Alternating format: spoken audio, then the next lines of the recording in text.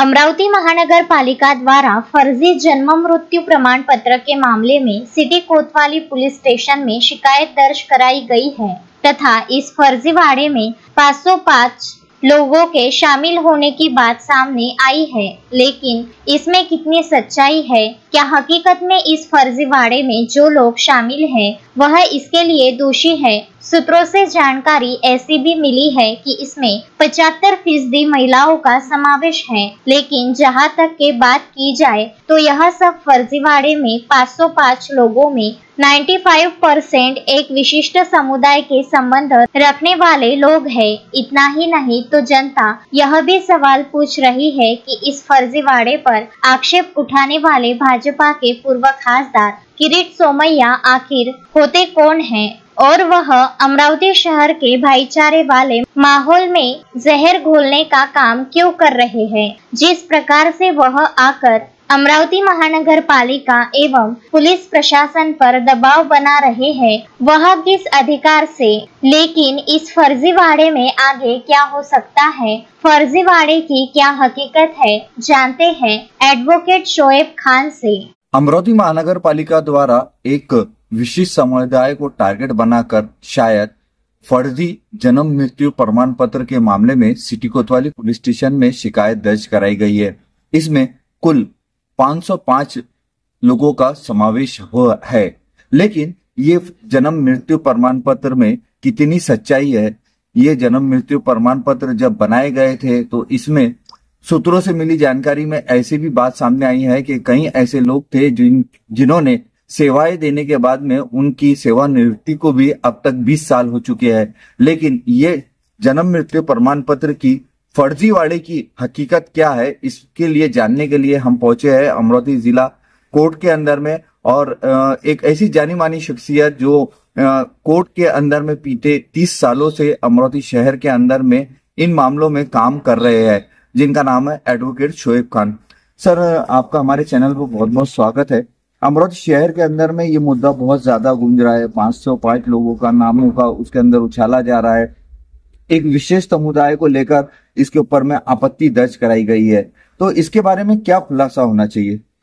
असल में ये एक सोची समझी एक साजिश के तहत काम चल रहा है। भाजपा के एक माजी खासदार है किरीट सोमैया, जिनको भारतीय जनता पार्टी ने सिर्फ इस काम के लिए ही रखा है कि आप जहां भी भारतीय जनता पार्टी हारी है वहां जाकर आप ये देखो और वहां पर एक विशेष समुदाय के लोगों को टारगेट कर उनके खिलाफ में जैसे भी बनता वैसे कंप्लेंट्स करो। तो पिछले 7-8 महीने से किरीट सोमैया लगातार अमरावती के दौरे कर पुलिस पर दबाव बनाते जा रहे थे कि जो जन्म दाखिले बने थे उसके अंदर कोई कार्रवाई की जाए। अब जन्म दाखिले की हकीकत इस तरह है कि सरकार ने ही अपना एक डिपार्टमेंट खोला, वहां जन्म दाखिले का एक बाकायदा प्रोसीजर चला, लोगों ने वहां डॉक्यूमेंट सबमिट करे। अब गलती उसमें सरकार की है, तहसील की है कि उसमें तहसीलदार ने बना के देना चाहिए था तो उसकी जगह नायब तहसीलदार ने बना के दे दिया। ठीक है, अब उसके अंदर कुछ लोगों के जो पहले गुने दाखिल हुए, इसमें 42 लोगों के खिलाफ में गुना दाखिल हुआ, उनको यह आधार बनाया गया। अब जैसे एक औरत, जाहिर सी बात है शादी के पहले उसका नाम उसके पिता के साथ में रहेगा और शादी होने के बाद में उसका नाम उसके शोहर के साथ नाम आएगा, उसके पति के साथ आएगा।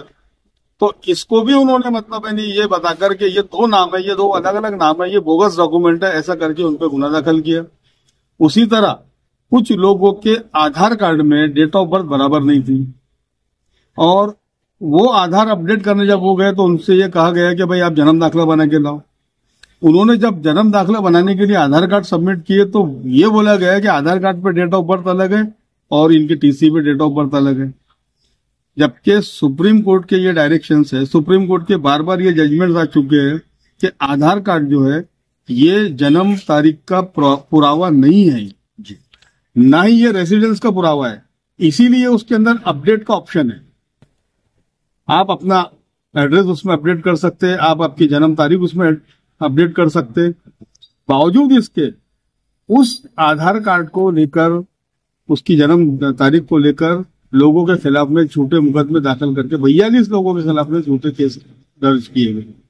अब यहाँ तक चलो ठीक है, हमने भी सोचा कि चलो हम कानूनी लड़ाई लड़ लेंगे, लेकिन उसके बाद में फिर किरीट सोमैया अमरावती आए और प्रशासन के ऊपर, पुलिस प्रशासन पर, महानगर पालिका के ऊपर, तहसील कार्यालय के ऊपर दबाव बनाकर ये बोल करके जो लोगों ने सर्टिफिकेट वापस नहीं करे उनके खिलाफ में भी गुने दाखिल करो। मुझे अब एक बात बताइए, जो दाखिला, जन्म दाखिला तहसीलदार ने बोलो या कॉरपोरेशन ने रद्द कर दिया है या सरकार ने रद्द कर दिया है, जिसका कहीं इस्तेमाल ही नहीं हुआ है, तो फिर गुना कैसे हुआ? इसमें सर सबसे एक अहम बात देखने वाली रहेंगी कि बीते दिनों भी इस मामले में आप ही ने जो है पहल की थी और आप ही ने केस लड़ा था। अब ये जो नई सूरत अभी आज उभर कर सामने आ गई, 505 लोगों का नाम इसमें जो है सम्मिलित हो चुका है, इसके लिए आप अगला कदम क्या उठाने वाले हैं? देखिए, ये तो जाहिर सी बात है, इसमें जितने भी लोग हैं सबके पास सर्टिफिकेट है। अब होता ये है कि महानगर पालिका के लोग अगर घर पे गए होंगे तो कोई घर पे नहीं मिला होगा, या हो सकता है कि कोई पुराने मोहल्ले में रहता होगा, उस वक्त का उसका आधार कार्ड होगा, उस वक्त के उसके डॉक्यूमेंट्स होंगे और उसने अब अपना घर बदल दिया होगा। लेकिन तो अब उन्होंने एक मौका देना चाहिए था उनको कि भाई आप उसको आपके जन्म दाखिले वापस करो करके। वापस नहीं करने की वजह से गुना दाखिल अगर होता है तो हम जाहिर सी बात है हम इसके खिलाफ में उच्च न्यायालय में जाएंगे, हम हाईकोर्ट में जाएंगे। और अब हम इसके अंदर, क्योंकि पुलिस पूरी तरह से किरीट सोमैया के दबाव में आके काम कर रही है, मेरा सवाल ये है कि आखिर किरीट सोमैया कौन, उसको क्या अधिकार है यहाँ आके अमरावती के लोगों मैटर में इंटरफेयर करने का, और पुलिस क्यों इतना उसके दबाव में काम कर रही है? तो सबसे अब हम जब हाईकोर्ट जाएंगे तो अब हम पुलिस के ऊपर भी सवाल उठाएंगे, हम प्रशासन के ऊपर भी सवाल उठाएंगे कि आप बेगुनाह लोगों के खिलाफ में इस तरह से अगर कार्रवाई करेंगे तो हम उसका कॉम्पेंसेशन भी मांगेंगे, क्योंकि हमारी बदनामी हो रही है, हमारे अखबारों के अंदर नाम आ रहे, हमारे लोगों के ज़ईफ लोग हैं इसके अंदर। इसमें जितने गुने दाखिल हुए 70% इसमें लेडीज है, औरतों के नाम अखबारों में आ रहे हैं, उनके खिलाफ में फौजदारी कार्रवाई हो रही है। कमाल तो ये है कि पुलिस भी इस कदर मतलब उसमें है भी कि उनको खुद समझ में नहीं आ रहा है कि ये गुना कौन सा होता है करके। तो पुलिस ने घबराहट में बीएनएस भी लगा दी और आईपीसी भी लगा दी, जबकि दोनों भी सेक्शन एक जैसे हैं। तो बोलने का मतलब यह है कि पुलिस का भी काम है, पुलिस ने इन्वेस्टिगेशन करना चाहिए, देखना चाहिए कि गुनाह होता है या नहीं होता है। सर, ये जो धाराएं लगाई गई जो है पुलिस द्वारा, इन धाराओं में जो है जो जिनके ऊपर में आरोप लगाया गया है उनके लिए अब क्या जमानत लेना पड़ेगा, क्या करना पड़ेगा? तो फिर इसमें तो महिलाओं का जब समावेश है तो फिर तो बहुत तकलीफ वाली बात हो सकती है। जाहिर सी बात है, जब भी कोई गुनाह दाखिल होता है जी, तो उसका प्रोसीजर जो है वो प्रोसीजर तो हमको फॉलो करना पड़ेगा, जमानत वगैरह हमको करना पड़ेगा। लेकिन उसके अलावा भी हमारे पास में और रास्ते, हाईकोर्ट है हमारे पास में, हम हाईकोर्ट में जाके एफआईआर को चैलेंज करेंगे। हम पहला कदम आपका यह है कि आप एफआईआर को चैलेंज करना चाह रहे हैं? पहले हमको जमानत लेना पड़ेगा। अच्छा। और लोगों को इकट्ठा करना पड़ेगा। 505 लोग हैं जी।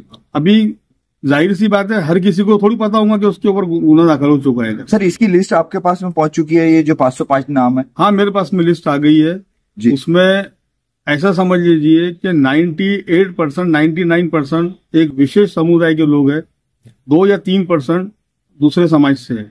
तो मकसद इसके पीछे सिर्फ इतना ही है कि एक विशेष समुदाय को टारगेट करो और उनको परेशानी में डालो, और इसके पीछे कोई दूसरा रास्ता नहीं है। तो जैसा कि आपने जाना कि ये जो अमरावती शहर के अंदर में जन्म मृत्यु प्रमाण पत्र का जो मुद्दा गूंज रहा है उसकी हकीकत क्या है, इसमें एडवोकेट शोएब खान साहब जो है आने वाले वक्त के अंदर में हाईकोर्ट में जाने वाले हैं। विशिष्ट समुदाय का वो काफी समय से नेतृत्व करते हैं, लेकिन इसके अंदर में अब जो एफआईआर को भी चैलेंज किया जाएगा उस समय पे क्या अपडेट होता है वो भी हम देखेंगे। शोएब खान, विदर्भ न्यूज, अमरावती।